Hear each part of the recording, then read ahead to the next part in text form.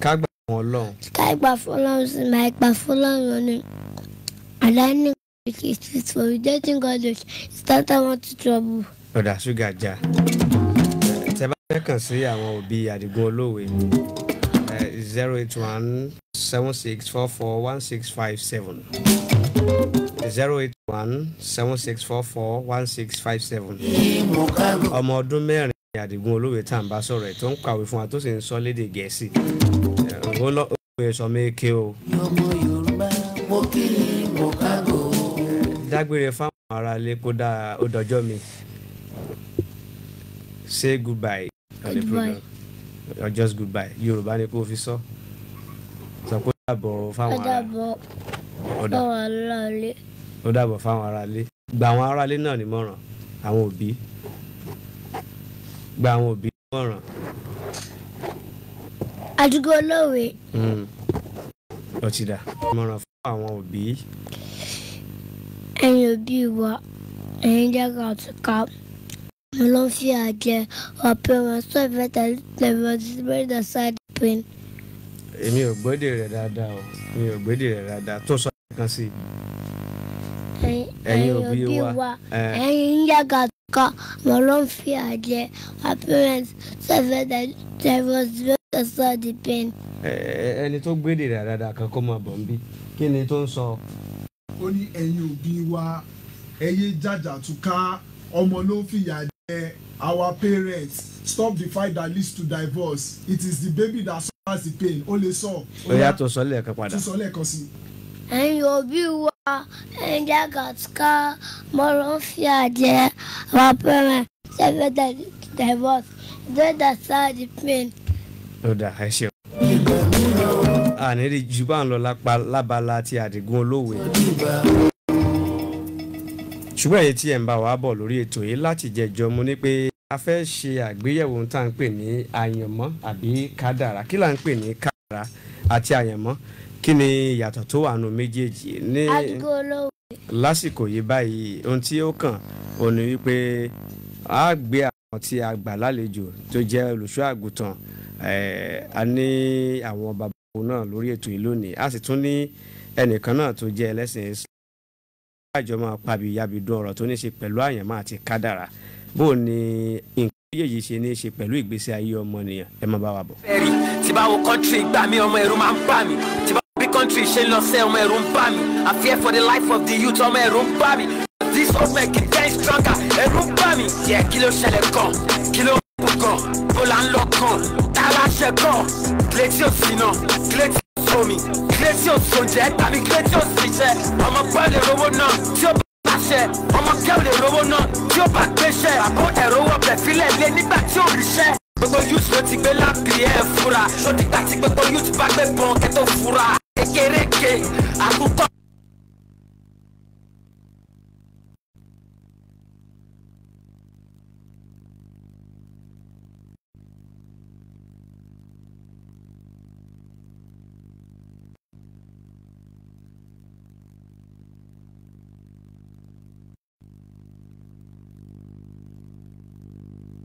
DJ Neptune.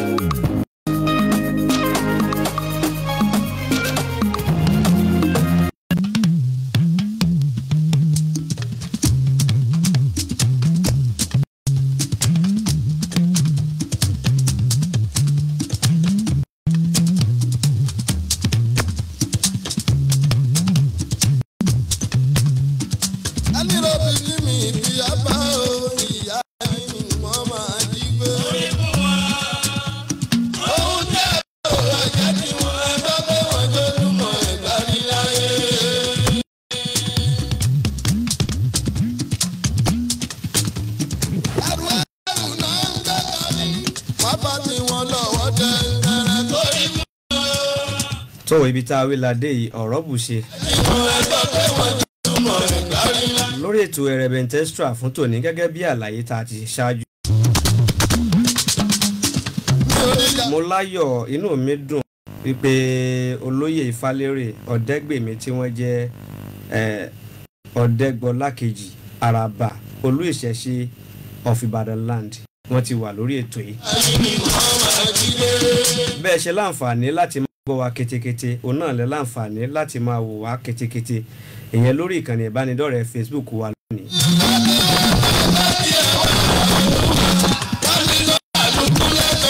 bákan náà ni ọ̀jọ̀gbọ́n Abidin Ọláìyá wọn náà ti wà lórí ètò yìí fún.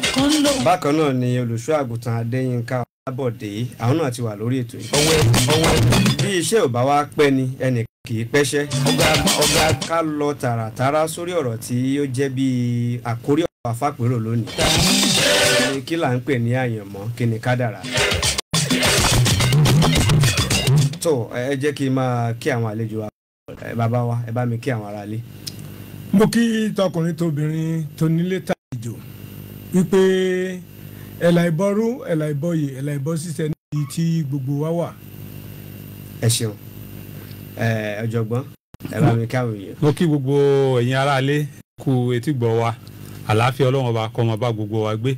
àmín. ọjọ́ àgùntàn Adéyínká. mo kí gbogbo olùgbọ́ mi káàkiri jákèjádò pé ní agbára Ọlọ́run òye wa àti ìmọ̀ wa yóò máa pọ̀ sí ẹ ṣé. àmín. bẹ́ẹ̀ ṣe láǹfààní àti máa gbọ́ wa ẹ láǹfààní láti máa wò wá kétékété lórí Facebook Glo FM bẹ́ẹ̀ bá ṣe ń wò wá ẹ láǹfààní láti máa share rẹ̀ káàkiri kẹsì láìkẹ́. ẹ jẹ́ kí n bẹ̀rẹ̀ lọ́dọ̀ olóyè Ifálérè Ọ̀dẹ́gbèmí Ọ̀dẹ́gbọlá kejì Àràbà tí wọ́n tún jẹ́ Olú Ìṣẹ̀ṣe tilẹ̀ Ìbàdàn ń bí kí là ń pè ní àyànmọ́ kí ni kádàrá. àyànmọ́ ni ohun tí a kún lẹ́yìn kádàrá ni èdè àyálò tọmọ Yorùbá ń wí. torí àwọn Árábù wọn ni kádàrá láwù ọ̀jọ̀gbọ́n mi ó bá mi sọ ní èdè tí àwọn Árábù ń pè ṣùgbọ́n àyálò èdè ló jẹ́ lọ́dọ̀ àwọn ọmọ Oòduà. ohun tá à ń sọ nípa rẹ̀ gan ni pé kí ni akúnlẹ̀yàn ohun tá a kúnlẹ̀yàn òun ni àkúnlẹ̀yàn ẹni tá a pè ní àkúnlẹ̀yàn tá a bá sì kúnlẹ̀yàn lóde ọ̀run ládìlé ayé tá a bà. bó o lọ̀rọ̀ ẹ ṣe rí sẹ́yìn ọ̀jọ̀gbọ́n Abidin. gẹ́gẹ́ bí olóyè Ifálérè ṣe sọ kádàrá ó ní ìpè bùbù bí Ọlọ́run ọba tó dá ayé tó dá ọ̀run bó ṣe fẹ́ kí ayé àti ọ̀run kí ó máa lọ bí Ọlọ́run ṣe ṣètò ètò Ọlọ́run ọba ìní jẹ́ kádàrá. ètò tí Ọlọ́run ọba gbélé fún ayé àti ọ̀run pé bí gbogbo nǹkan ó ṣe máa lọ létòlétò. so ẹ̀sìn Islam fẹ́ jẹ́ kéèyàn kọ́kọ́ mọ̀ wípé Ọlọ́run wà òun ló ní kápá lórí ètò ó sì ti ṣe ètò yẹn sílẹ̀ yóò bá yá kádàrá yẹn lòdì torí pé tẹ́ bá wo oríṣiríṣi àwọn ààyè nínú Al-Qur'an Ọlọ́run bá ní Allaha ala kulli shay'in qadir root word kádàrá ibi tí wọ́n ti mú jáde nu níbo bí Ọlọ́run bá ní qad ja'ala Allahu li kulli shay'in qadara Ọlọ́run bá ní kẹ́rì gbogbo nǹkan tó ń ṣẹlẹ̀ lórílẹ̀ ayé àwa Ọlọ́run ọba ẹni apè gbogbo rẹ̀ bẹ́ẹ̀. so àyànmọ́ gẹ́gẹ́ bí Yorùbá ṣe ń lò wọ́n ń lò pé àdámọ́ tí a ti dámọ́ ẹnì kọ̀ọ̀kan ṣùgbọ́n kádàrá àwọn ó kó gbogbo ẹ̀já ó kọjá èèyàn báyé ṣe ń jẹ́ ayé nínú kádàrá Ọlọ́run ọba ni bí èèyàn ṣe ń jẹ́ èèyàn nínú kádàrá Ọlọ́run ọba ni bẹ́ẹ̀ ẹranko ṣe ń jẹ́ ẹranko gbogbo ṣe ń jẹ́wé gbogbo nǹkan tí ń jẹ́ orúkọ gbogbo tí ń ṣẹlẹ̀ lórílẹ̀ ayé inú kádàrá ṣùgbọ́n àyànmọ́ òun dá wà fún ọmọnìyàn irú ìgbésí ayé wo ni ọmọnìyàn ń bọ̀ wáyé wá gbé. ìlàyànmọ́ lọ́dọ̀ yín kọ́ olùṣọ́ àgùntàn Adéyínká. ohun tí a ń pè ní àyànmọ́ kádàrá ó kàn jẹ́ pé ọ̀rọ̀ méjèèjì yìí tí ó gbórí sókè jù ni ọ̀rọ̀ márùn-ún ní jọjọra wọn àkọ́kọ́ ni ohun tí ẹ̀rí tí à ń pè ní àyànmọ́ ni wọ́n ń pè ní destiny ṣe rí kádàrá yẹn tẹ́ bá wo ìwé àtúmọ̀ èdè wọ́n pè ní dictionary FATI so ìkẹta ni ohun tí à ń pè ní LOT tí à ń pè ní lot ìní àti ohun tí à ń pè ní PORTION ìpín fúnni ìpín àti ohun tí à ń pè ní àkọsílẹ̀ sẹ́rí méjèèjì tó ṣáájú yẹn kàn gbé orí sókè ni nǹkan kan náà kò sí ohun tí à ń pè ní àyànmọ́ àti kádàrà àti mẹ́tẹ̀ẹ̀ta tí mo dárúkọ yẹn nǹkan kan náà ni gbogbo wọn nǹkan kan náà ni márààrún ni ló ń tọ́ka sí kò sí yàtọ̀ kankan nínú nǹkan márààrún ó dàbí ìgbà pé ẹ jẹ́ ṣàlàyé fún wa kó lè yé wa dáadáa tẹ́ bá kíyèsí ó dẹ àyànmọ́ ó dàbí ọmọ tí a bí tí ẹ fẹ́ sọ lórúkọ lọ́jọ́ kẹjọ ẹ rí pé tá a bá fẹ́ sọ ọmọ lórúkọ lọ́jọ́ kẹjọ wọ́n lè fún lórúkọ 5 wọ́n lè fún lórúkọ 6 sóhun tí à ń pa ilé ní àyànmọ́ látọ̀dọ̀ Ọlọ́run ó bí ọmọ tí a bí ta wá fún lórúkọ eléyìí lè pè ní Jídé eléyìí lè pè ní Káyọ̀dé so a wá pè lórúkọ márààrún yìí kankan náà ni ọ̀rọ̀ márààrún túmọ̀ sí. ló túmọ̀ sí ẹ jẹ́ àtajà náà nígbà tá a dé lẹ́ka polówó wa ẹni aláǹfààní láti mọ tí ẹsẹ̀ faga sọ nípa àyànmọ́ kí ni Bíbélì sọ nípa àyànmọ́ kí ni Alukurani sọ níbo ló sì ti sọ gbogbo ẹ̀ láǹfààní láti gbéyẹ̀wò lórí ètò ẹ̀ lónìí bẹ́ẹ̀ ṣe láǹfààní àti máa gbọ́ wa ẹ lórí ọ̀fẹ́ láti máa wò wá kétékété ẹ jẹ́ adójú ojú ọjà lọ́nà à ń padà bọ̀. ẹ̀yin ìpínlẹ̀ Ọ̀yọ́ ǹjẹ́ ẹ ti gbọ́ pé kí ni ibùdó ètò ìṣàkóso ìjọba lè délé dóko ìdí nìyí tí ìjọba ìpínlẹ̀ Ọ̀yọ́ ṣe máa ka iye ilé tó wà lórí ilé ìpínlẹ̀ Ọ̀yọ́ láti mọ àwọn ààyè àti ibi tí àwọn nǹkan amúlùdùn máa kalẹ̀ sí kà.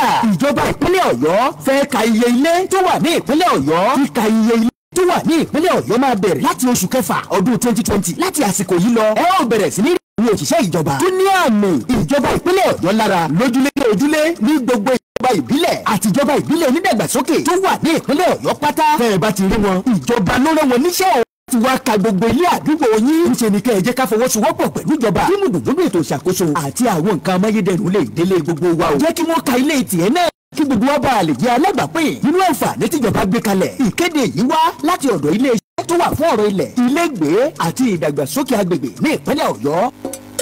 Albasit International Alternative Therapy lábẹ́ aláṣẹ àti olùdarí bàbá Balógun Ìbàrùbá ní ká máa sọ fún yín pé bí nǹkan ọba ti rí bó ti yẹ kó rí lágọ̀ọ́ ara ká dìde ká tọ́jú ara lókù àyẹ̀wò àgọ́ ara pẹ̀lú irinṣẹ́ ìgbàlódé lóhun àkọ́kọ́ tẹ́ ẹ jẹ́ àǹfààní ẹ̀ ní Albasit International Alternative Therapy iṣan ara ṣe kókó nítorí òun ni atọ́nà fún gbogbo ẹ̀yà ara tó kù ọba iṣan ara ló ń kù ní ìwádìí fi hàn pé iṣan ara ń kó ipa tó pọ̀ ńbẹ̀ ìwé àtẹ̀gbọ́ ṣì ń jẹ́ nítorí náà wá àyẹ̀wò ní Albasit International Alternative Therapy ọ́fíìsì wọn wà ní Yanzadian Shopping Plaza opposite People's Girls Grammar School lẹ́yìn ilé bàbá Adédìbú ní Mọ̀lété Ìbàdàn ẹ̀ka aláṣẹ àti olùdarí iléeṣẹ́ Albasit International Alternative Therapy bàbá Balógun Ìbàrùbá 09031675555 09031675555 àlàáfíà wa ò ní di fíafíà o.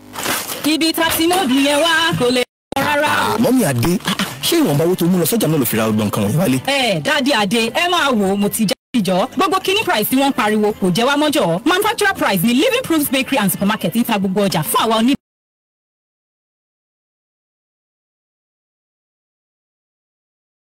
ọtí ẹlẹ́rìndòdò ìpara ọṣẹ ìfọṣọ àti ọṣẹ ìwẹ̀ toiletries àti bẹ́ẹ̀ bẹ́ẹ̀ lọ lọ́pọ̀ yanturu lówó pọ́ọ́kú ìrọ̀rùn ní shopping bá dé báyìí o ṣe ẹ wá rí pastries bíi meat pies cake ti Living Proofs Bakery and Supermarket ẹ wo àjẹpọ̀nù lánìí bẹ́ẹ̀ ni wàá ra freshly baked Living Proofs bread wọ́n fi chocolate bread sardine bread fruit àti jumbo loaf bread ṣe ní ìgbàkúìgbà tó fẹ́ ẹ wo ayé ti dáadé Living Proofs ti dé pẹ̀lú ìrọ̀rùn ó yá ẹ tara ṣàṣà lọ ra gbogbo ohun jíjẹ mímu àti ohun èlò ilé yín lówó pọ́ọ́kú ní iye owó tó jáde wá láti inú ilé iṣẹ́ tó ń pèsè ọjà kọ̀ọ̀kan ní Living Proofs Supermarket tó wà ní ojú ọ̀nà Ẹlẹ́yẹlé tí ológun ẹrú ní àdójúkọ ilé Omenia Ìbàdàn tàbí LP Plaza Ayégun Ọ̀lẹ́yọ̀ Road off Akala Expressway Odò Ọ̀nà Eléwé Ìbàdàn fún àlàyé ẹ pè 08035457120 tàbí 08154664418.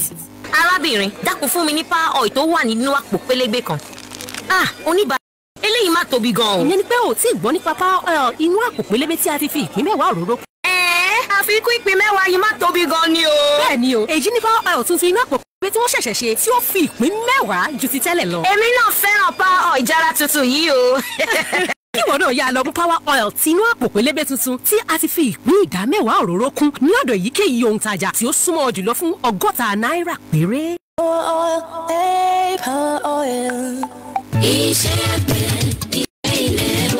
mi ò bá rágbẹ̀ tí ń sàròyé wípé rè oko òun ò so dáadáa tí sunrán mọ́lẹ̀ tí kò jóná mọ́gi ìdílé tẹ̀lé rí ń gbé tí mángòrò fẹ́ bàtàbàtà bí àfin tó kúndùn yọ̀ jíjẹ tí sùn ègbodò orí tọkitọki bí rèké ọ̀bọ lé àgbẹ̀ lóko Èdùmàrè oníjẹ́jẹ́ gbèsè ó yá jẹ́ ń júwe hàn ibi tó ti róògùn àtèròjà amú ọ̀gbìn rúgọ́gọ́ lébè tó máa fẹ́lá lórí iṣẹ́ àgbẹ̀ oníkòkó ní Kílán merchant venture Farmway Agrotech Ògùnpá Ìbàdàn ibẹ̀ ni ó máa lọ agrochemicals lóríṣiríṣi sprayers àti ara wọn herbicide pakopako insecticide apakòkòrò ara igi àtewébẹ̀ fungicide dìgbòlà ara wọn ọ̀gbìn rodenticide tó ń pa tó ń lé àǹtà ejò àkekèé láyìíká ilégbèé lọ tẹ̀fẹ̀tẹ̀fẹ̀ fertilizer ògbẹ́yìn kan òjọ̀ kan bíi NPK urea hyperbonus èso ń bẹ fún gbígbìn fún àwọn àgbẹ̀ bíi watermelon seed cucumber and pepper soup seeds àyè ń bẹ bọ́ọ̀rà lọ́pọ̀ láti tà látúntà lọ́nà oko máa bọ̀ wá sí Kílán mercantile ventures Farmway Agrotech Orísun Ajé junction corporate corner Ògùnpá Ìbàdàn àti giwa dini shopping center old Ògùnpá motor park Jimoh Odùtọ́lá Ìbàdàn telephone 08177774528 ìyókù kù sọ́wọ́ àgbẹ̀ tó fẹ́ ṣàṣejẹ.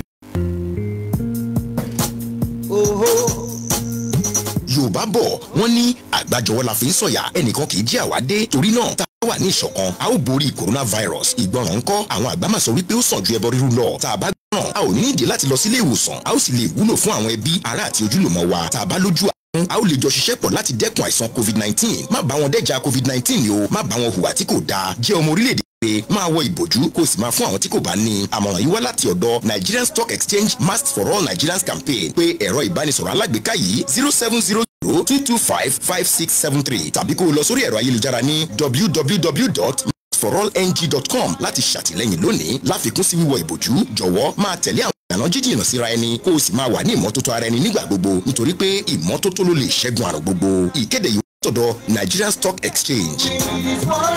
ohun tá a nílò ní ìfẹ́ kan.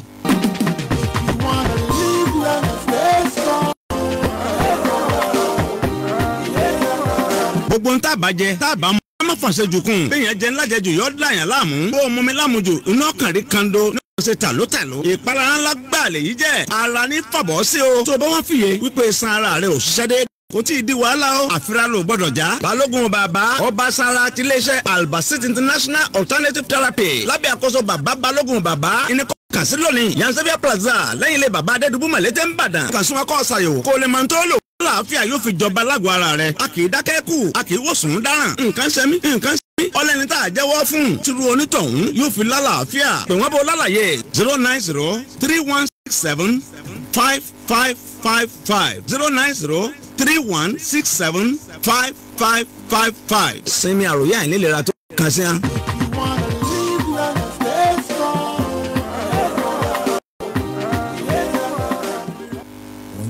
FM 96.7. Erebente Extra. Erebente Extra. Erebente Extra. Erebente Extra. Erebente Extra. Erebente Extra. Erebente Extra.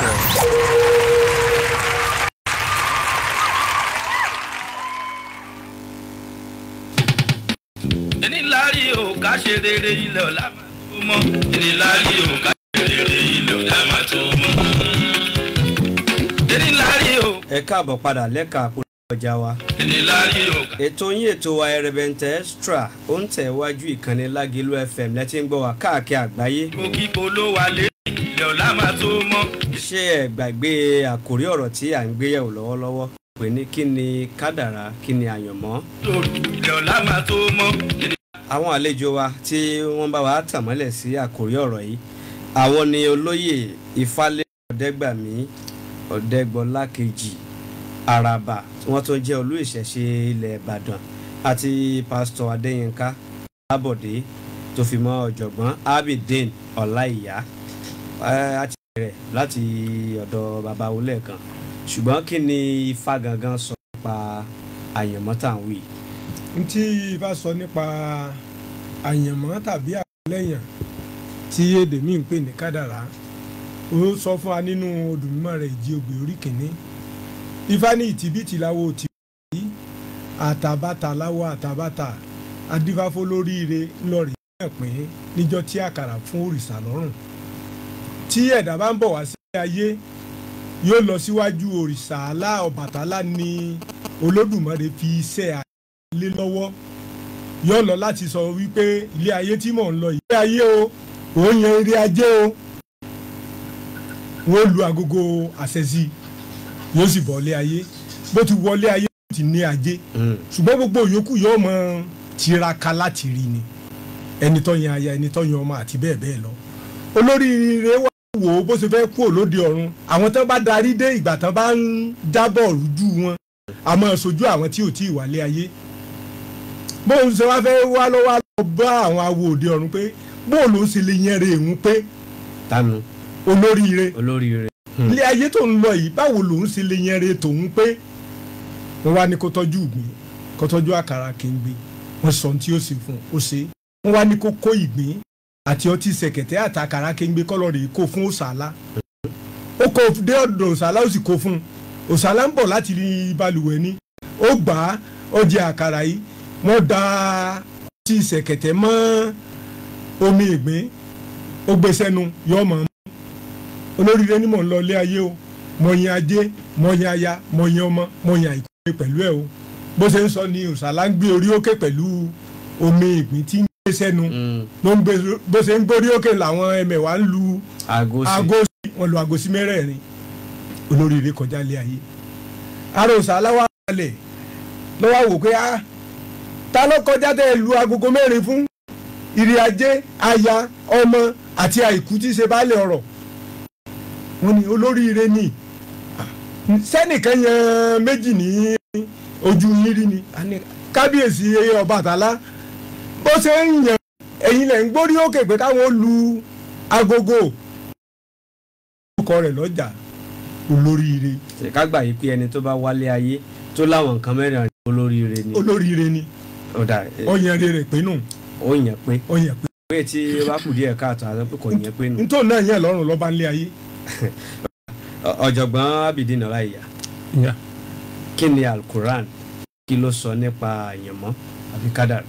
ní orí Quran suratu Bakora aya 3 ọlọ́run jẹ́ ká mọ̀ yìí pé ìgbàgbọ́ orígun kan nínú ìgbàgbọ́ òní kádàrá òní destiny ọlọ́run bá ní alẹ́dínà báda auzubillahi minash shaitani rajim alẹ́dínà yu'minuna bil ghaib ọlọ́run bá ní àwọn onígbàgbọ́ ni àwọn tí wọ́n gbàgbọ́ nínú tó pamọ́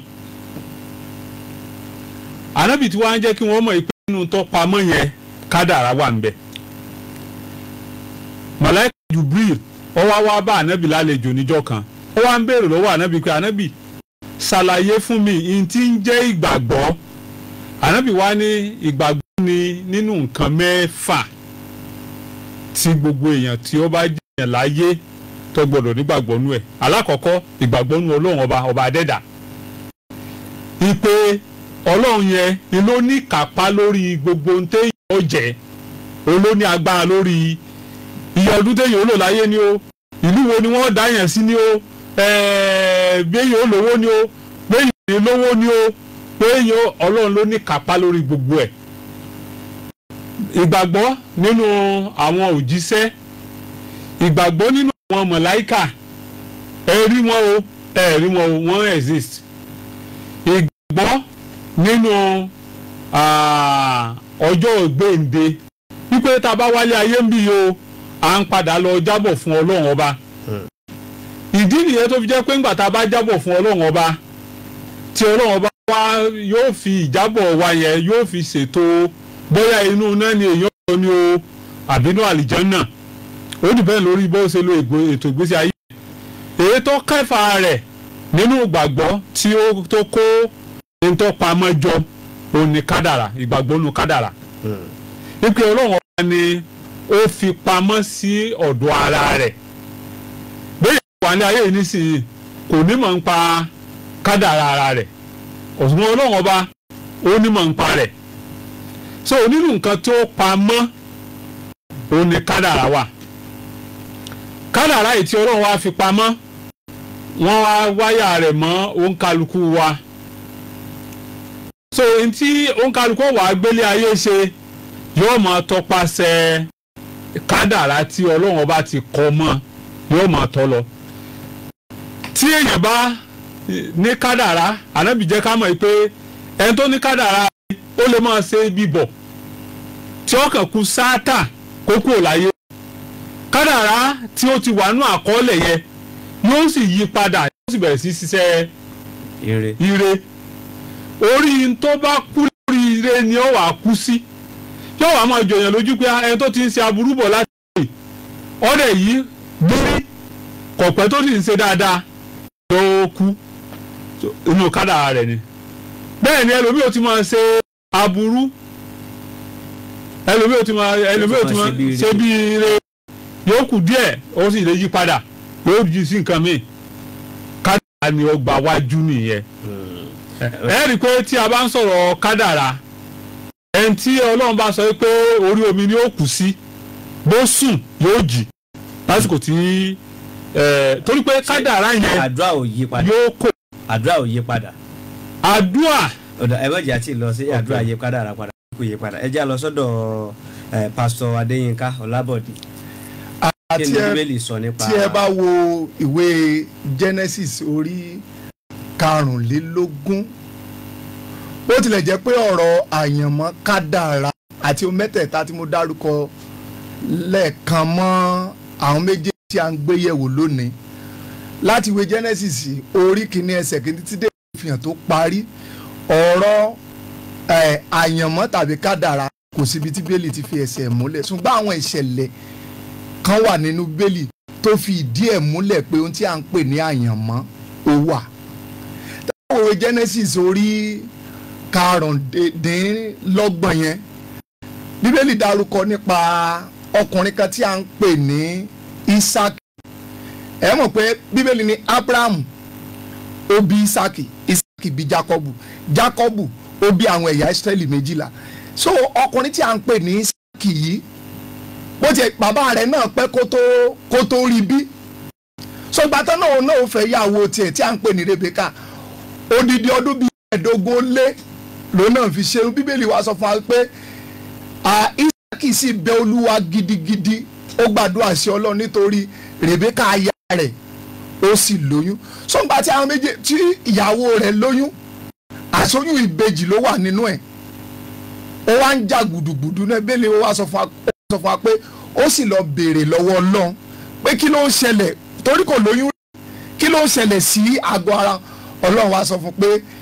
orílẹ̀-èdè méjì ló wà nínú rẹ̀ orúkọ ẹ̀gbọ́n òní yóò máa ṣe àbúrò torí àbúrò yóò ní agbára ní ayé ju ẹ̀gbọ́n rẹ̀ lọ so ìyẹn fi hàn wá pé ohun tí a ń pè ní àyànmọ́ láti ọ̀run ó fi ẹsẹ̀ múlẹ̀ so tábàdà tún wo lórí ọ̀rọ̀ àwọn méjèèjì ìyẹn Jacob àti Esau tẹ́bá ìwé Róòmù orí 9 ó fi ìdí ọ̀rọ̀ wọn náà múlẹ̀ nígbàtí adénu májẹ̀mú tuntun ó ní sí àìṣòdodo àwà ní lọ́wọ́ Ọlọ́run bí ó ní kí a máa rí Jacob ni mo fẹ́ràn Esau ni mo kórìíra so àwọn kankan mi wà tó yẹ pé Ọlọ́run ti ṣètò rẹ̀ lọ́run ó kọjá tí ẹnu èèyàn lè ṣàlàyé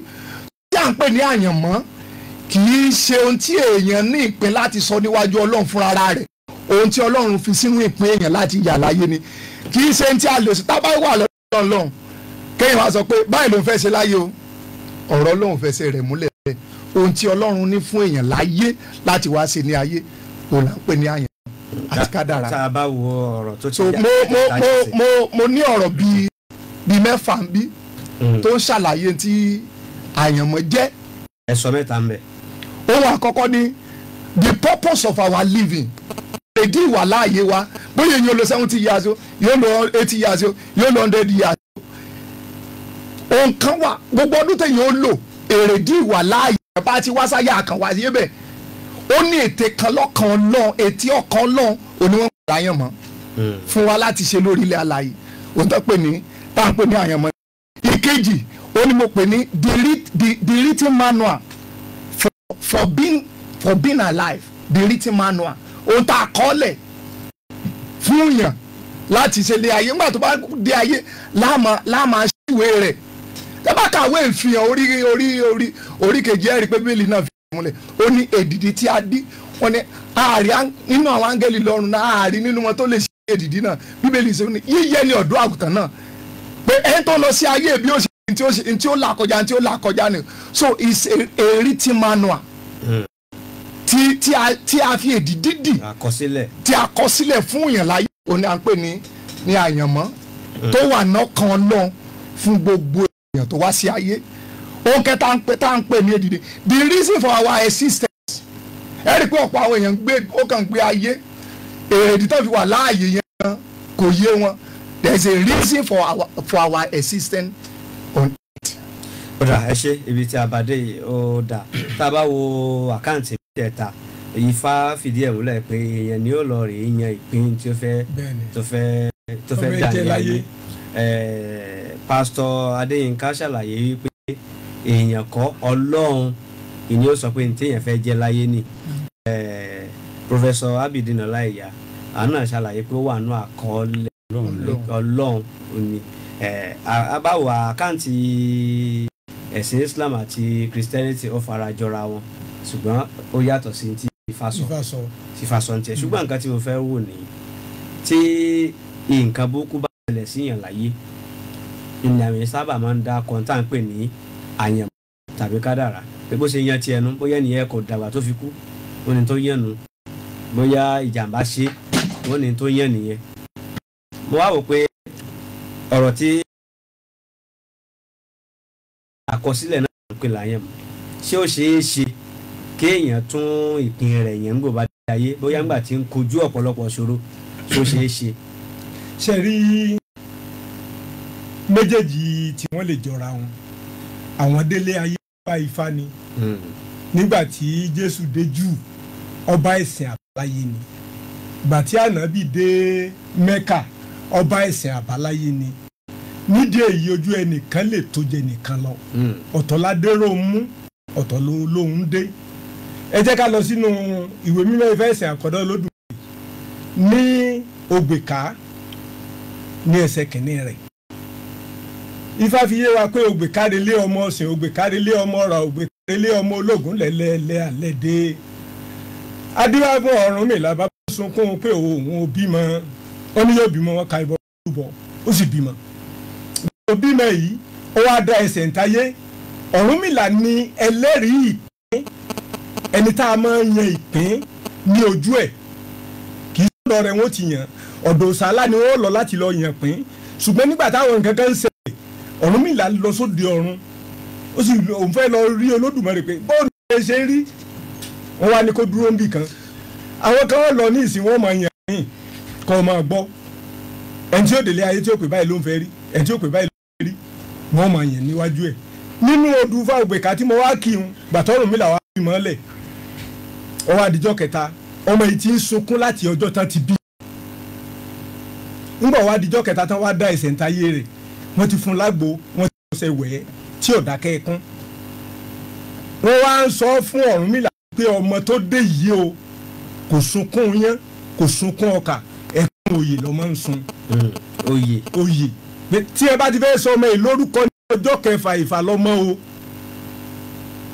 Oyèdélé ni kí wọ́n sọ. Ìgbà yìí ni wọ́n sọ lóyèdélé, wọ́n wá bí bàbá ẹ̀ wá rántí pé wọ́n mọ̀ fòye kan lọ́hún tóun ti kọ nígbà tí bàbá rẹ̀ jẹ́ ẹni tí ó ti yàn látọ̀run wípé òun ó joyè. Ṣùgbọ́n nígbà tó délé ayé ẹ wu ọkàn rẹ̀, ṣé tá a bá ti kúnlẹ̀ tá a yàn ẹ̀dá, adáyé ojú yẹn ni, àkúnlẹ̀yìn ẹ̀dá ò sì yá láti kọ̀. Ṣùgbọ́n a ò ní rántí ń tá a yàn mọ́ tá a bá ti délé ayé. Wọ́n yè lọ wo bí ó ṣe dáa fún mi, mo lọ́kàn mi jáde ọ̀rọ̀ yẹn nílò rẹ̀. Ṣùgbọ́n bó ṣe bímọ sílé ayé ni èyí ń sunkún láti fi hàn pé nǹkan kan ń ṣẹlẹ̀. Gbàtí wọn wá dáfá, wọn wá fún ọ wípé ọmọ tó dé yìí o, Oyèdélé ni kí wọn ó máa pè é. Bàbá yẹn ṣẹ̀ṣẹ̀ wá láti pé wọ́n fi oyè kan lọ òun tóun ò gbà ọwọ́ àṣẹ lọ gba oyè yẹn bó ṣe ń sọ ọmọ yìí lórúkọ ń jẹ́ kẹfà tí wọ́n ń pè ní Oyèdélé àtijọ́ náà lọ́mọ ò ti sunkún mọ́. èyí jẹ́ ká mọ̀ yìí pé àkúnlẹ̀ ẹ̀yẹ ẹ̀dá ni àyẹ̀pín wa Olódùmarè ó sì fi àṣẹ sí i. tẹ́yìn bá wá ìyẹn ìpín ó ṣeéṣe kéèyàn mọ̀ rántí ṣùgbọ́n nígbà tíyẹn bá délé ayé yóò ṣàmọ́ rí i pé nǹkan ń da àbí nǹkan ò da tí nǹkan ò bá wá dùn tó ṣó ṣeé ṣe kéèyàn yí ìpín rẹ̀ padà pé Ọlọ́run eléyìí kò tẹ́ mi lọ́rùn báyìí ni mo fẹ́ ó ṣeé ṣe bẹ́ẹ̀. ó ṣeé ṣe kó tó di pé ẹ dáhùn béèrè yẹn pásítọ̀ ṣó ṣeé ṣe kéèyàn yí ìpinnu burúkú tó ti kọ́lẹ̀ padà. tẹ́ bá sọ òwe Genesis orí kìíní tẹ́ bá kà á dáadáa èèyàn ni Ọlọ́run dágbẹ̀yìn nínú ohun gbogbo tí Ọlọ́run dá Bíbélì ni ó ní ẹ wá ẹ jẹ́ ká dá ènìyàn ní àwòrán ara wa gẹ́gẹ́ bí ìrí wa kó lè máa ṣàkóso lórí ohun gbogbo tí a ti dá so ènìyàn tí a ṣe rí bí a ti wà yìí a jẹ́ àwòrán Ọlọ́run ènìyàn jẹ́ àwòrán Ọlọ́run so bí a bá jẹ́ àwòrán Ọlọ́run pípé ni Ọlọ́run kò sí ẹ̀dá kankan lọ́wọ́ Ọlọ́run so ìmọ̀ fẹ́ ká ìjà kó di mímọ̀ fún wa ni pé Ọlọ́run ò yan ìpín búburú ènìyàn Ọlọ́run ò fi búburú sínú ìpín ènìyàn nígbà tó ń bọ̀ láyé. Professor Abidin Ọláìyá Ọlọ́run fi ìpín búburú nínú ọ̀rọ̀ èèyàn nígbà tí ń bọ̀ wálé ayé bó wá lọ́rọ̀ àìdálé ayé ṣe jẹ́. gẹ́gẹ́ bí ohun tí mo kọ́ fẹ́ sọ torí pé tí a bá ń wà lórí afẹ́fẹ́ báyìí àwọn nǹkan tí a gbọ́dọ̀ ṣàlàyé fún àwọn ènìyàn kó má rú wọn lójú ó wà ń bẹ̀. ìkànnù ẹ̀ ni pé Ọlọ́run ọba tó dá ayé àti ọ̀run nǹkan kan ṣáájú Ọlọ́run. bẹ́ẹ̀ni. láti pé bóyá àwọn kan dé létà ẹni àkọ́kọ́ tí Ọlọ́run dá òun ni Ádámọ̀ pé èèyàn ó kọ́kọ́ wà ní orílẹ̀ ayé yìí Ádámọ̀ lẹ́ni àkọ́kọ́ àti ìgbà t'Ọlọ́run sì ti dá ayé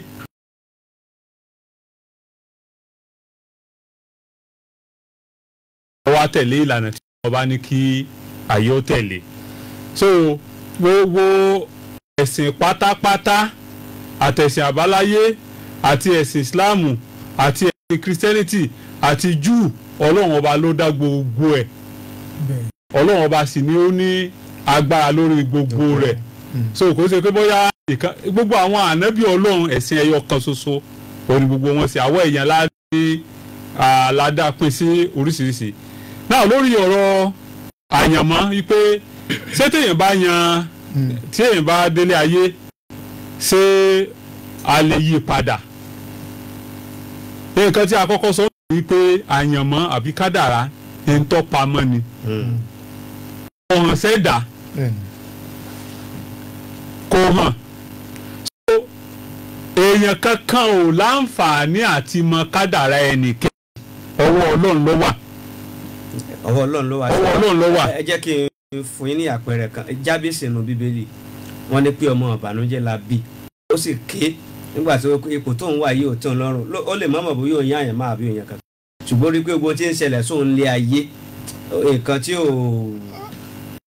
olóòtú tí mo ibi tí mo fẹ́ lọ gan ni ẹ bí question yìí ni pé ṣé ó ṣe é ṣe nǹkan bá ṣe ìyẹn o mọ̀ yóò mọ ìpín mọ́ ṣùgbọ́n nígbà tó délé.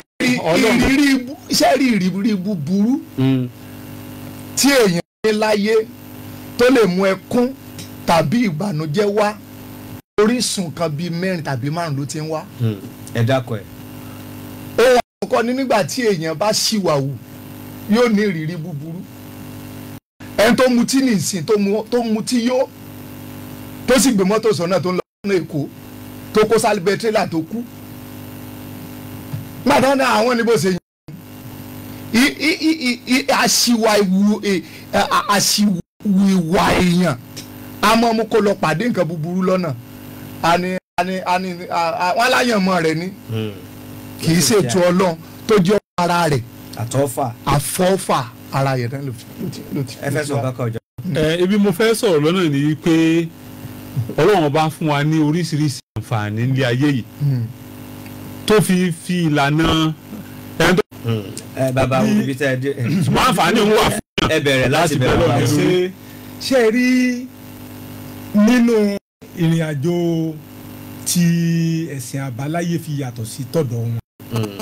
kí ẹ tó sọ tó fi yàtọ̀ ẹ̀yin tẹ̀ ń gbọ́ wa ń lé ẹ lórí ọ̀fẹ́ láti máa wà kétékété bẹ́ẹ̀ ṣe ń gbọ́ wa ìkànnì Lágẹ̀lú FM lórí Facebook ibẹ̀ ẹ rí mímọ́ afá òǹgọ́fẹ̀ tóbi ju bíbélì lọ kọ́lọ̀ bíbélì náà sì rí ẹ̀wọ̀nlẹ̀ ẹsẹ̀ kùránì náà bẹ́ẹ̀ gbogbo ẹ̀ láǹfààní àti máa wo àwọn àlejò amẹ́ta tí àgbà tí wọ́n ń ṣe àlàyé lórí ní tàǹpẹ̀ ní àyẹ̀mọ́ àti kádàrá ẹ ṣeun.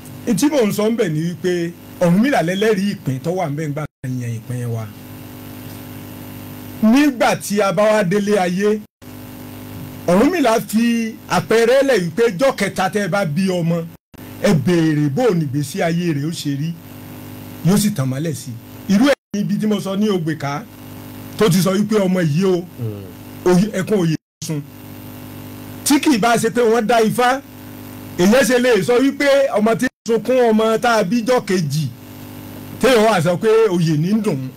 wọ́n ṣe ìwádìí ọmọ yẹn. ìwádìí rẹ̀ tí wọ́n ṣe pé báwo ni ìgbésí ayé ẹ̀ kó sọ̀jẹ́ ayé ẹ̀ ni ẹ fi sọ fún wọn wípé ẹkún òye ní ń sun.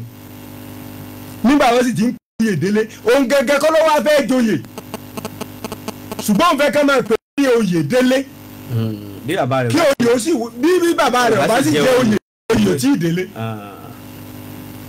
so nídìí èyí àwọn ìpínlẹ̀ téèyàn bá wá yàn pín ó tún wá ku ìgbésẹ̀ kan téèyàn bá ti wá kọjá ọmọ oṣù mẹ́ta ẹ lè ṣe ìkọsẹ̀jáyé rẹ̀ mọ́.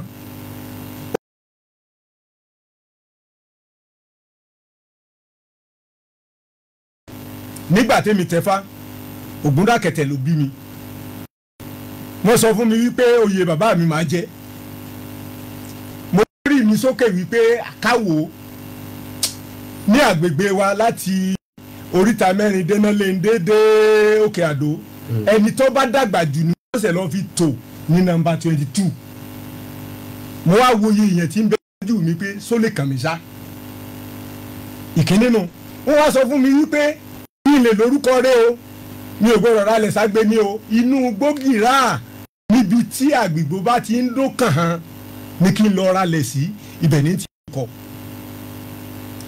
nígbà tí ó wá tásìkò tí Ọlọ́run bò mí láṣìírí láti rálẹ̀ ibi tí mo lọ kọ́lé sí èyí ò rìn bíi 5 kìlómítà kó tó kan lé tí wọ́n ń pariwo pé ọkùnrin kan kọ́lé bẹ́ẹ̀ o gbọ́mọgbọ́mọ ní o kìnnìkan ṣùgbọ́n lónìí tẹ́ ẹ bá ti dọ́ọ̀dì o tẹ́lẹ̀ lọ ọdẹ́gbọ́lá wọ́n mú yẹn débẹ̀ yìí ibẹ̀ tí wọ́n padà kún nínú àsọ́ọ́lẹ̀ ní tí fáwọn nìyẹn pẹ̀lú àrọ́ǹdà ni mo fi ápè ní àti ipasẹ̀ àràbà àjẹta ni mo wá bá wọ ilé awo tó fi jẹ́ wípé àwọn àgbààgbà ọ̀gá tó mi ń fa àwísẹ̀lẹ̀ Ìbàdàn tòní wọ́n sì ń bẹ láyé lókè wa tẹ́mi fi dára bá. nínú ẹ̀rí tí Ọ̀rúnmìlà wà ń bẹ̀ nígbà tí mò ń yàn pé mi tó wá fi yé mi nígbà tí mo tẹ̀fá ló wá ní mo sẹ́wọ̀n. tábà wá ní èèyàn yàn pín pé báwo ló ṣe lè yí padà àwọn nǹkan kan bẹ tí máa dìyàn lọ́wọ́ ọmọ tó gùn dá kẹ̀tẹ̀ bá ó ní ọ̀tá mẹ́ta ìfọwọ́ afẹ́ kó o dá a mọ̀ pé iye ni àbí Kẹ́hìndé kò sì fẹ́ kó o lálàáfíà inú ọ̀tá wọ́n wá sọ fún ọ wípé kó o tó débi ire rẹ wà ọ̀tá mẹ́ta kan ń bẹ o ó gbọ́dọ̀ ṣe ètùtù kó o lẹ́gùn ẹ̀ wọ́n wá mú orí òrùkọ mẹ́ta wọn lọ gbá mọ́gi àfẹ́dọ́ta mọ̀ inú ẹbí ni o inú ọ̀rẹ́ ni o inú ara ni o Ọlọ́run ọba Olódùmarè ọba tó wá dáyé àtọ̀run tó ga ju gbogbo wa lọ àwa palẹ̀ àwọn ọ̀tá mọ́. ètùtù yẹn Ọlọ́run la ṣe kàn sí. Ọlọ́run là ń ṣe é sí àwọn mẹ́tẹ̀ẹ̀ta tá a jókòó là ń ṣe n ó sì fi hàn wá bá a ṣe ń ṣe bí pásítọ̀ ọba kọrin aládùúrà lẹ́bọ̀ àdúrà lẹ́bọ̀ mi bí mo bá jí ń ooru ẹ̀ mọ́ wíwẹ́ àbẹ́ ìwé àfáwọn náà mọ̀ sọ kóòtù kọ́ bá làwa ń fẹ́ kóòtù kọ́ bá àwa ń fẹ́ àwa ọ̀fẹ́ alátùmọ̀ bá kóòtù kọ́ wọ́n pè kóòtù kọ́ bá ní. ẹ̀yin wa ń kọ́. àwa táwa jẹ́ ẹlẹ́sìn ìbílẹ̀ á pè é ẹ̀mílàdì òfin o jẹ́ ọ̀dà o kò ṣe bẹ́ẹ̀. so lílà là ń là ọ̀kan ṣoṣo lólódùmarè. ọ̀kan ṣoṣo lólódùmarè. ọ̀dà ibi tí adé dúró yìí igun mẹ́tẹ̀ẹ̀ta gbà yìí pé téèyàn bá ní ìdojúkọ ní ayé èèyàn lè ké pe Ọlọ́run tó lódùmarè ó sì dá yẹn lọ àti pé àwọn wà kan wà lọ́wọ́ èèyàn gan tó yẹ kó lè fa aburú sínú ayé ẹlòmíì wà tí ò pẹ́ láyé tó jẹ́ ọ̀dọ́ tó bá sọ́kú. kú lọ́dọ̀ ẹgbẹ̀rún bọ́yá ń bẹ lọ́dọ̀ lára rẹ̀ àbí ọ̀nyàlè ni àbólúmọ́gùn ni àbóṣóògùn owó ni ṣùgbọ́n téèyàn bá lé ọgọ́rùn-ún ọdún tó bá ti kú wọn ó pè bàbá rọrùn ìyá rọrùn ni ikú òsì ní dé kọ́mọ́ká nǹkan mọ́ yẹn lọ. ọ̀jọ̀gbọ́n ẹlẹ́yìn kankan sọ. ẹni tí mo fẹ́ sọ ń bẹ̀ ni pé ọ̀rọ̀ kóòtù kọ́bà ọ̀rọ̀ àwàdà ni o kò ní nǹkan kan ṣe ń pa ẹ̀sìn Islam ọ̀rọ̀ kóòtù kọ́bà kò ní nǹkan kan ṣe kò sí ẹ̀rọ kankan tí Islam ń fẹ́ kí mùsùlùmí ó rú. ṣùgbọ́n tá a bá ṣe àdúrà ẹ pa ẹran ẹ̀ mọ́ ta ìdílé àbádìẹ. ṣe rí tí a bá ṣe àdúrà kò sí ń tọ́ sọ pé ká ta ìjẹ́ ẹ lẹ̀ ṣùgbọ́n tá a sọdún iléyá à ń pa ẹran tá à ń jẹ kí Ọlọ́run la pa fún o ẹ̀rù pé tá a bá ti pẹ́ran yẹn tán nìsín á ṣe kí ni ó kó gbé sàsùn rẹ̀ ta àwa la fẹ́ jẹun o Ọlọ́run ní láyé ànálùlá wà wà ládìmọ̀ àwùwà Ọlọ́run ní ohun ọ̀lẹ́ran jẹ ohun ọ̀lẹ́jẹ̀ ẹ mu èyí tó ń fẹ́ lọ́dọ̀ yín wàrà kí n takò àmì ẹ̀dákọ̀ alámi nǹkan pé ìpáyọ̀ Ọlọ́run wà ìlú ní lọ́dọ̀ lòun wá bùkátà sí lọ́dọ̀ yín so ẹlẹ́ẹ̀kejì bẹ̀ ni pé kádàrá tá à ń sọ yìí sẹ́ ìkápá rẹ̀ ọwọ́ Ọlọ́run ló wà ẹ rí i pé àwọn èèyàn nígbàgbọ́ nílẹ̀ Yorùbá ń gbà mí wọ́n sọ pé ayé pa kádàrá ẹ̀ dàsá ìdá ayé gan ò rí bí kádàrá ẹ̀ nìkan dé gbèlè yóò pa ti ẹni dà so ayé kankan ò lè ẹgbẹ́ nígbà tó bá ń ṣàdúrà káyé mọ́ pa kádàrá àwọn dá o ayé ò ní kádàrá ẹ̀ nìkan kan lọ́wọ́ ọwọ́ Ọlọ́run nìkan ni ìyípadà kádàrá wa àdẹ̀wá sí àlàyé pé Ọlọ́run ọba téèyàn bá ń rí nǹkan kankan tí ò tẹ́ lọ́rùn èèyàn ní àǹfààní láti bẹ lọ́run lé lórí Ọlọ́run náà ló láǹfààní láti ṣe kíni láti yí nǹkan yẹn padà tàbí yóò fi ilẹ̀ bẹ́ẹ̀ ó dìpẹ́ lórí kíni tó ń kálukú bá ń ṣe ní ìfẹ́ dọ́là kí bí a ṣe sọ wípé ìgbà míì ń bẹ jẹ́ pé ìlànà tí Ọlọ́run bá fẹ́ kéèyàn gbà téèyàn gbà bẹ́ẹ̀ òun ló lìdí sí ti ń ṣẹlẹ̀ sí Ọlọ́run sì ní òun ò ní yí nǹkan kan padà àyàfi kí ẹni tí ó ń lọ ọ̀nà ibi tí ó yẹ kó lọ kó lọ ṣe kíni inna Allaha la yughayyiru ma bi qawmin hatta yughayyiru ma bi anfusihim Ọlọ́run ní òun ò ní yí nǹkan òun ò ní yí kádà kankan padà àyàfi kẹ́ni náà ò yí padà kúrò níbi tó bá ń ṣe tọ́jú oore lòun ń ṣe yàn tẹ́ni yóò bá yí padà kúrò níbi dáadáa tí ń ṣe Ọlọ́run lòun ò ní yí oore yẹn padà òun ó sì yí situation rẹ̀ náà òun ó yí padà àṣọ èèyàn náà ní tí ó lè kó. Bíbélì jẹ́ kó dímọ̀ fún wa pé ètùtù fún ẹ̀ṣẹ̀ kò sí ṣáájú èyí tí Jésù Olúwa ti fi ẹ̀jẹ̀ rẹ̀ ṣe lórí igi àgbélébù. ṣé ẹ rí àdúrà gbígbà ó ní í ṣe pẹ̀lú láàrin wọ àti Ọlọ́run ìtàjẹ̀sílẹ̀ kankan láti wọn àdúrà gbà kan kò sí ju èyí tí Jésù ti èmi gbàgbọ́ ti fi ara rẹ̀ ṣe lórí igi àgbélébùú. dẹ́sẹ̀ rí lórí ọ̀rọ̀ àyànmọ́ gan-an tá à ń sọ̀rọ̀ lórí àyànmọ́ ó ju bá ṣe ń sọ ẹ lọ. ní ọ̀pọ̀ ìgbà tẹ́ bá rí ẹni tó kọ́lé tó rí mọ́tò tó ṣe ẹ rò pé ó mú àyànmọ́ rẹ̀ ṣe nígbà tá a bá rí nǹkan rere ó ń farahàn nínú ayé èèyàn. wọ́n ní ó mú àyànmọ́ ṣe adúpẹ́ pé ó lọ́n gbéga ṣùgbọ́n gbà mí jẹ́jẹ́ mọ̀ pé ìṣe rere péyàn ó lórúkọ ó di ńlá kò túmọ̀ sí pé ó fọwọ́ ka àyàn mọ́ kò túmọ̀ sí pé ó fọwọ́ ka àyàn mọ́ ìyẹn jẹ́ mọ̀ pé èèyàn lè máa kó jẹ́ pé nínú ètò Ọlọ́run fún èèyàn lè máa ṣiṣẹ́ ìjọba kó wà prosper kó jẹ́ pé ìtọ́ Ọlọ́run fẹ́ kó ṣe gan látọ̀run jágbẹ̀ ni ó lè mọ́ fọwọ́ kàn títí ó fi kó láyé.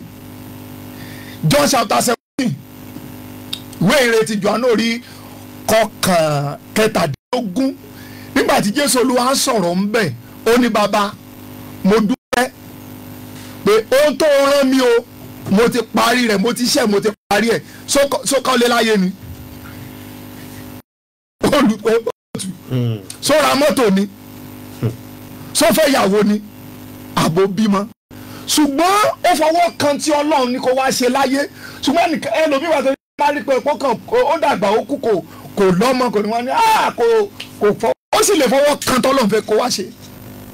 ó dà ìbéèrè kan tí màá béèrè kó tó di pa fáwọn aráalé tí wọ́n ń gbọ́ wa lórí ọ̀fẹ́ láti pè wá wọlé lórí tí ó bá rú wọn lójú ẹ̀yin aráalé náà tẹ̀ ń gbọ́ wa ẹ lórí ọ̀fẹ́ tí máa wà kétékété lórí Facebook wa Lágelú FM ẹ lè share rẹ̀ sáwọn ẹ̀yin náà káwọn náà tún wò ẹ lè darapọ̀ mọ́ wa bẹ́ẹ̀ yóò bá sì darapọ̀ báyìí ó ní pé tí burú bá ṣẹlẹ̀ sẹ́lómi bóyá rí ẹnìkan tí ó ń ṣe gángan wọ́n ní ayé ló tọ̀ wá ó sì gbé èbó bí kíní ayé pa kádàrá ẹ̀dá ni ayé ṣe kíní kan ni oríṣiríṣi bẹ́ẹ̀ ṣe ayé lè pa kádàrá èèyàn dà. ẹsẹ̀ ń bẹ nínú bóyá tàbí ṣùgbọ́n tá a bá rí ẹni tí ó ń ṣe gángan bíi bẹ́ẹ̀ sí wíwùn ọ̀nà mẹ́ta ló lè bá wá ó lè bá àtọ̀ fà wá. ó lè má jẹ gángan mo kàn fi yẹn ṣàpẹẹrẹ. èmi náà fi ṣàpẹẹrẹ ni ó lè wá láti àtọ̀ fà ó lè wá láti tí Olódùmarè ń pè ní ẹ̀san ó sì lè wà ní inú níbí ni ẹni tí òǹbí rẹ̀ ti dájọ́ burúkú lẹ̀ Ifá sọ wípé ẹ̀san ń bẹ òṣìkà jókòó sáyé o kò sáyé dá wàhálà lọ bòṣìkà jókòó sáyé o tó sáyé dá wàhálà lọ sọlé ayé dọjà kí wọ́n lọ́mọ tá a bá sì ṣe tá a bá débòde kálukú òròjọ ẹnu tí òǹbí bá ti wá dájọ́ tí ò dálẹ̀ ó lè jẹyọ lórí ọmọ pàápàá lè lọ jẹjẹkújẹ ó lè rìnrìnkúrìn ó lè ṣàkófà lọ́nà oríṣiríṣi ó lè bí wá inú níbí ni wá lè wáyé bóyá ọmọ yẹn ń ṣe dáadáa ju ọmọ ẹnìkejì lọ eléyìí wá ṣàìdá sí ẹni tó ṣàìdá náà tún dájọ́ ni ọmọ tiẹ̀ náà ó kó lọ́la tó bá rí bẹ́ẹ̀ tá a bá rí ẹni tí irú nǹkan kan bẹ́ẹ̀ wá ń dà láàmú kò nílò ká máa pé bóyá báyìí lórí bóyá báyìí ló ṣe Ọlọ́run ọba Olódùmarè nìkan ní sóòkùn ó ṣe kedere sí lójú tá a bá rí ẹni tí àìdá ṣẹlẹ̀ sí tó Ọlọ́run ọba ìwọ ló mọ bó ṣe rí o ṣàánú ẹ̀ tó bá hùwà kó ṣàánú ẹ̀ Olódùmarè ó ṣàánú ẹ̀ yóò sì mú kúrò nínú àìlera wọn tó bá jẹ́ pé san ìwà táwọn òbí rẹ̀ dálẹ̀ ni wọ́n kó fún tó ó tó lè wọ Ọlọ́run kó mọ́ ṣàánú ẹ̀ ṣùgbọ́n tiwa ni ká béèrè fún ká máa sọ pé àbólógún ìyá rẹ̀ ní í ṣe àbẹ́nìkan lọ́ọ̀yà ń wèrè Olúwa rẹ̀ tún dẹ́ṣẹ̀ níwájú Olódùmarè ni. pásítọ̀. sí lórí ọ̀rọ̀ yìí mo ti sọ fún alẹ́ kan pé nígbà tí èèyàn bá ń gbégbé ayé tí ò dáa tí ọ̀nà rẹ̀ bá ń wájú Ọlọ́run bó tiẹ̀ àyànmọ́ rẹ̀ ò lè ṣe lórí ilẹ̀ ayé. ohun kejì tó lè mú kí èèyàn mọ́ kí àyànmọ́ èèyàn ìmú tẹ́bà sẹ́ni ọ̀rọ̀ tá à ń sọ yìí tábà kó èèyàn 100 lẹ̀ bóyá lè rí 10 tó fọwọ́ kan tí Ọlọ́run rán wáyé wá ṣe. ó jinlẹ̀ ju bí a ti ń sọ yìí lọ.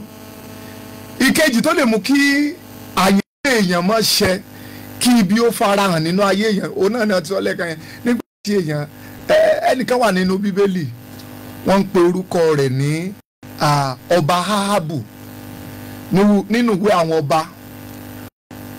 ọkùnrin kan wà ní ìlú yẹn tí a ń pè ní Nábótì ọkùnrin yẹn ní ọgbà àjàrà tó jogún lọ́wọ́ bàbá ẹ̀ ṣùgbọ́n gbà tó yá ní ọjọ́ tí ọmọ ẹ̀ wá ń kọjá lọ ó wá dé ọgbà àjàrà Nábótì ó ní kó fún òun ní ọgbà àjàrà rẹ̀ pé òun fẹ́ fi sowó oko ewébẹ̀ ìyẹn wà Nábótì wá ń dá lóhùn pé ó wà nínú òfin Ọlọ́run Ísírẹ́lì pé ìtọ́ bá ti jẹ́ ìpín wa a gbọ́dọ̀ fífẹ́ lómi kábíyèsí kò ní ìdí kò eléyìí tí ẹ bèrè kò lè ṣeé ṣe o.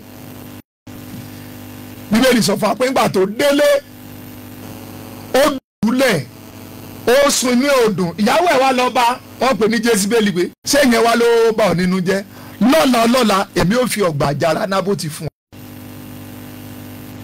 kẹjọ ọjọ́ kejì wọ́n pe àwọn èèyàn ńláńlá ní ìlú Jésírẹ́lì wọ́n dẹ̀ gbé ẹlẹ́rìí èké dìde sí ọkùnrin tí a ń pè ní Nábótì wọ́n dẹ̀ pa ọkùnrin wọ́n sọ lókùúta pa sẹ́wọ̀n kọ́ bá ní agbára ní àṣẹ ọba àtọ́ba bá lórí ohun gbogbo kò sẹ́ni tó lè kó ẹṣẹ́ wọn.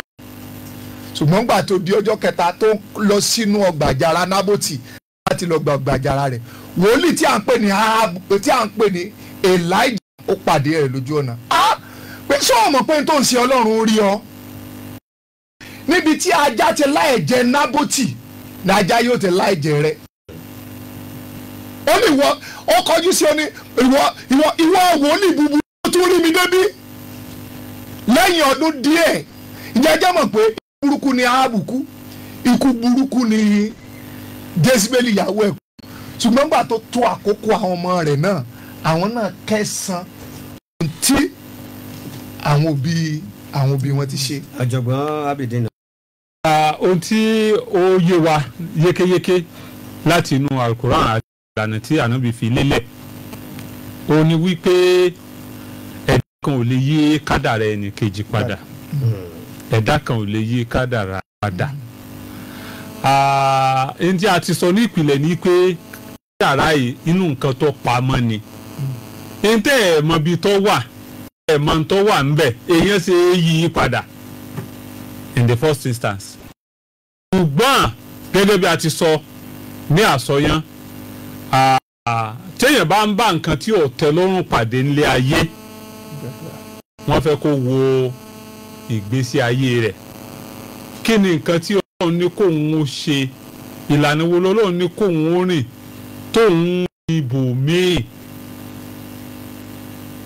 ó lè ṣe adínàgbò òkú fún gbígbàdúrà rẹ̀. so ẹni tó bá ń fẹ́ dáadáa láyé òun náà gbọ́dọ̀ rìnrìn dáadáa.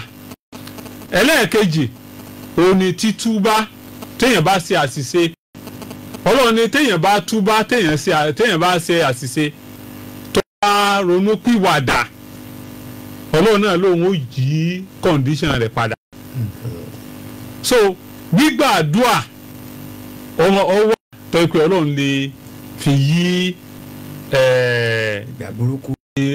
àìdá padà ṣùgbọ́n ẹni yẹn gangan òní ó kọ̀ọ̀kan kìíní òní ó pilẹ̀ yíyí padà rẹ̀. ó dáa ṣeun ẹ̀yin tẹ́ ń gbọ́ wá ń lé lọ tajà díẹ̀ náà nígbà tá a bá délé kàpolo a tẹ̀síwájú lórí ètò yìí ìbéèrè bá ní lásìkò yẹn láǹfààní láti béèrè lọ́wọ́ àwọn àlejò wa lónìí lórí ètò Ẹrẹ̀bẹ̀ntẹ̀ Extra ẹ̀ ń gbàgbé pé bẹ́ẹ̀ ṣe láǹfààní àti máa gbọ́ wa ẹ lórí ọ̀fẹ́ àti máa wọ̀ wá ketekete náà lórí ìkànnì Facebook Lágelú FM à ń gbàgbọ́.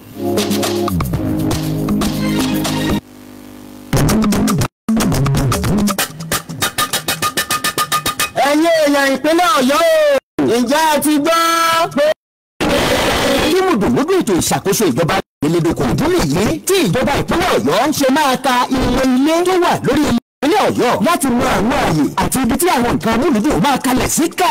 ìjọba ìpínlẹ̀ Ọ̀yọ́ fẹ́ ka iye ilé tó wà ní ìpínlẹ̀ Ọ̀yọ́ kíka iye ilé tó wà ní ìpínlẹ̀ Ọ̀yọ́ máa bẹ̀rẹ̀ láti oṣù kẹfà ọdún 2020 láti àsìkò yìí lọ ẹ ó bẹ̀rẹ̀ sí ní rí àwọn òṣìṣẹ́ ìjọba tó ní ìjọba ìpínlẹ̀ Ọ̀yọ́ lára lójúlédé ojúlé ní gbogbo ìjọba ìbílẹ̀ àtijọba ìbílẹ̀ onídàgbàsókè tó wà ní ìpínlẹ̀ Ọ̀yọ́ pátá bẹ́ẹ̀ bá ti rí wọn ìjọba lọ́wọ́ níṣẹ́ o ti wá ka gbogbo ilé àdúgbò yín ṣèǹkẹ́ ẹ jẹ́ ká fọwọ́sowọ́pọ̀ pẹ̀lú ìjọba múlùdùnmú ètò ìṣàkóso àti àwọn nǹkan amáyédẹrùn lè délé gbogbo wa o jẹ́ kí wọ́n ka ilé ìtìyẹn náà kí gbogbo wa bá a lè gbà pé nínú àǹfààní tíjọba gbé kalẹ̀ ìkéde yìí wá láti ọ̀dọ̀ iléeṣẹ́ tó wà fún ọ̀rọ̀ ilẹ̀ ìgbé àti ìdàgbàsókè agbègbè ní ìpínlẹ̀ Ọ̀yọ́. Ọlọ́run ti ṣetán láti máa tú àwọn èèyàn rẹ̀ sílẹ̀ pẹ̀lú àkànṣe ètò tá a gbà kó ní ká tó jáde láàárọ̀ yìí pẹ̀lú pásítọ̀ Dẹ́kúnlé Epaphras wòlíì yìí afẹ́fẹ́ ti ìjọ Comfort Life Mission International gbági tuntun nílùú Ìbàdàn lórí ìkànnì yìí ní déédéé aago 5 àárọ̀ kùtùkùtù lójoojúmọ́ má dàgùlá má kọrí àárọ̀ kùtùkùtù ẹ jẹ́ àjọ máa gbọ́ ètò ká tó jáde láàárọ̀ yìí pẹ̀lú pásítọ̀ Dẹ́kúnlé Epaphras wòlíì lórí afẹ́fẹ́ ní déédéé aago 5 àárọ̀ kùtùkùtù lójoojúmọ́ ìwọ náà máa ní tẹ́símọ́nì lórúkọ Jésù gbà bẹ́ẹ̀. bàtà bá nílò kásókè ká tó fòrò hàn Hanitech Training and Environment ní gbogbo ayé mọ̀ gẹ́gẹ́ bí àdúgbàrún tó nílẹ̀ ayọ̀ ìgbìmọ̀ wa fẹ̀ sí láti kọ́lé àwọn tara lónìí gbogbo àwọn tí wọ́n sanwó ló ti ń gba location ní Hamitech Estate phase 1 tó wà ní Ajibode extension ládojúkọ railway tuntun nítòsí UI Ìbàdàn. tó bá dẹ̀ jẹ́ Hamitech Estate phase 2 lè bá ń fẹ́ olódó nídìí òrókò ìbẹ̀rù rẹ̀ kalẹ̀ sí ọkọ̀ sì tún ní Hamitech Estate phase Àbàdo Olúyọ̀lé extension 11 Ìbàdàn tàbí ní Hamitech Estate phase 4 tí ń bẹ ní Towers Adégbàyí Ìbàdàn tàbí lẹ́ka àwọn tó wà ní plot 6 first floor beside supermarket off Ring Road Ìbàdàn 080-3613-8308 tàbí 081-4278-0649 pẹ̀lú Hamitech Estate ẹ̀kọ́lé ayọ̀. ìròyìn ayọ̀ rèé láti iléeṣẹ́ Access Bank fún gbogbo èèyàn. Access Bank ti gbórí wọlé o. àwọn games wọn gbogbo máa ń múnú kọ́sítọ́mà dùn. wọ́n lọ́pọ̀lọpọ̀ options. àti sálàlù báríkà. wọ́n lórí tíríṣì virtual game bíi kọ́lọ́kọ́lọ́ virtual football àti bẹ́ẹ̀ bẹ́ẹ̀ lọ. kò sí pé ayò kan ló ba géèmù yìí jẹ́ lọ́dọ̀ tiwọn. pẹ̀lú Access Bank ẹ sì máa gbowó tàbí kẹ́ ẹ lọ gbà á lórí online lórí www.accessbank.com níbi tẹ́ tuntun ló wọ̀ fẹ́ gbà. ó gbèlè o commission wọn fáwọn agent wọn ló dára Access Bank tó lé fún lófo. Access Bank láti di agent Access Bank tàbí fàlàyé tó kún kẹ́kẹ́ kò sórí 070-1102-3678. Access Bank aṣọ mẹ̀kúnnù ní bọ̀rọ̀kìnní táyà kàdé kọ́rẹ́nsì gan ó fògbọ́n ìgbárí. when I dey play Access Bank na me and my people ìgbà tí ń dẹ̀rí pé o kò sì kà lọ kábọ̀ kò sì mú ibà kan ló jà sínú fi róògbà ìgbà tí ń dẹ gbowó o wọn wá kì í gbé pé o ògùrè ó dájújú kọ́rẹ́nsì ìgbàsù. arábìnrin dákun fún mi ní pápá tó wà nínú àpò pélébé kan. oníbàárà mi eléyìí má tóbi gan o. ìyẹn ni pé wọ́n ti gbọ́ nípa power inú àpò pélébé tí a ti fi ìpín mẹ́wàá òróró kún. àfikún ìpín mẹ́wàá yìí má tóbi gan ni o. bẹ́ẹ̀ni o èyí ni power tuntun inú àpò pélébé tí wọ́n ṣẹ̀ṣẹ̀ ṣe tí ó fi ìpín mẹ́wàá ju ti tẹ́lẹ̀ lọ. èmi náà fẹ́ràn power ìjára tuntun yìí o. ìwọ náà yà lọ power oil tinú àpò pélébé tuntun tí a ti fi ìpín ìdá mẹ́wàá òróró kún ní ọ̀dọ̀ èyíkéyìí ìtajà tí ó súnmọ́ jùlọ fún $100 péré.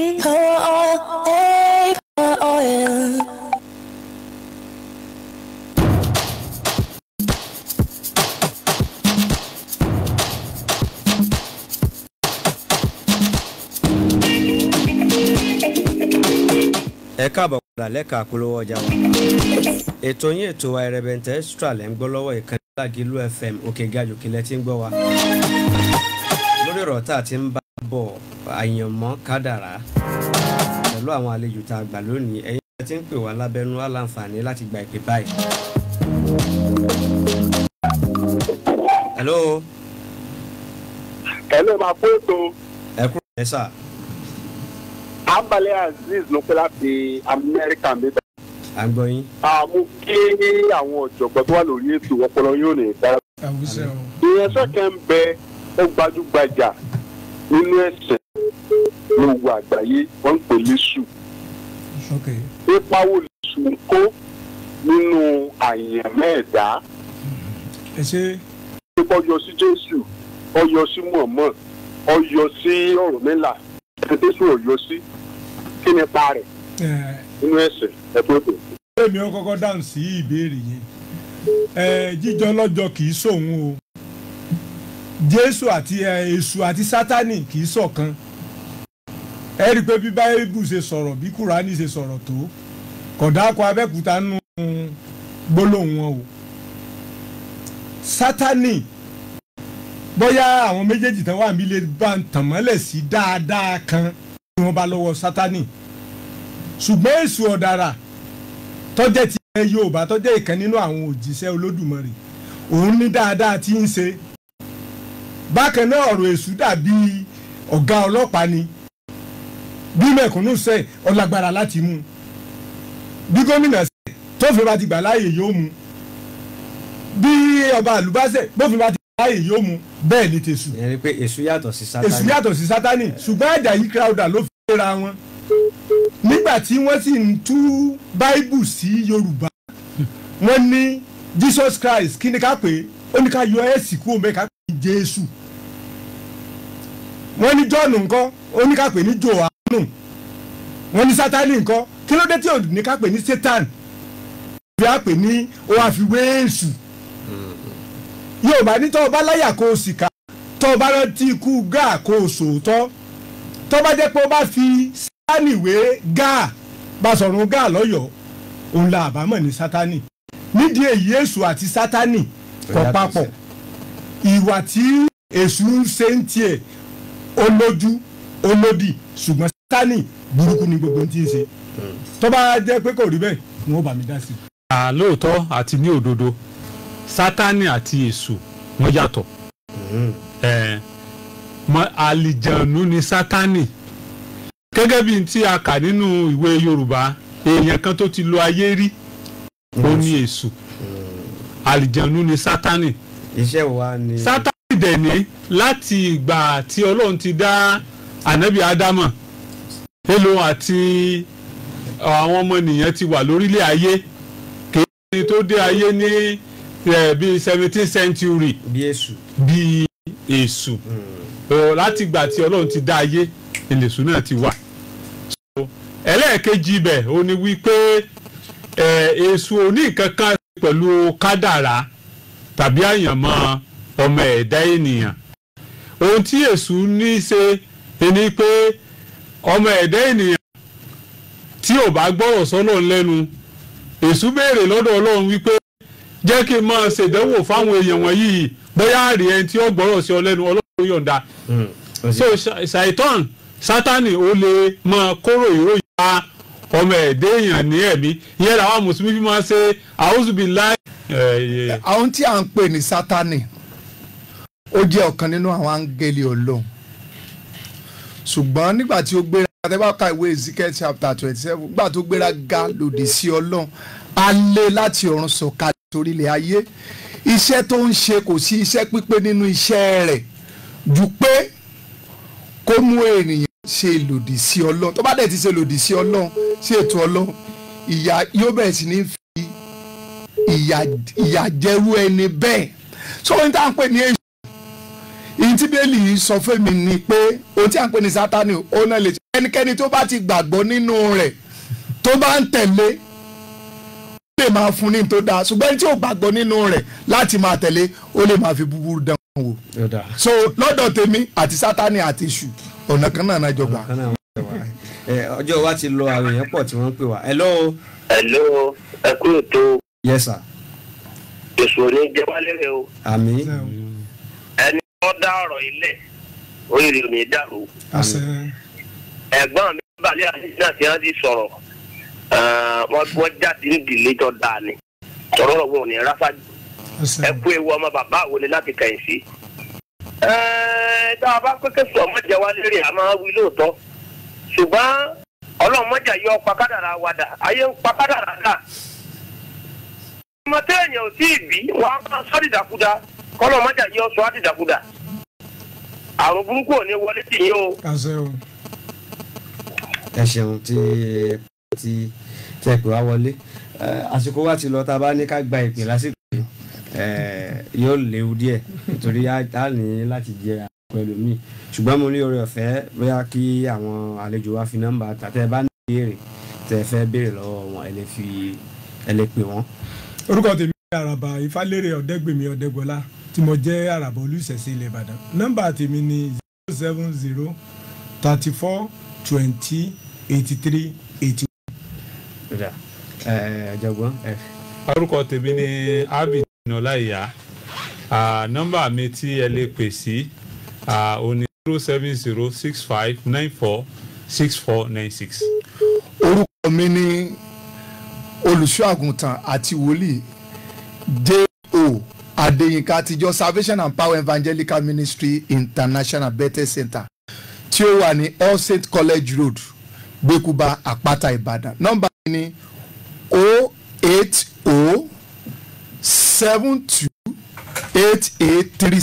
08072883716.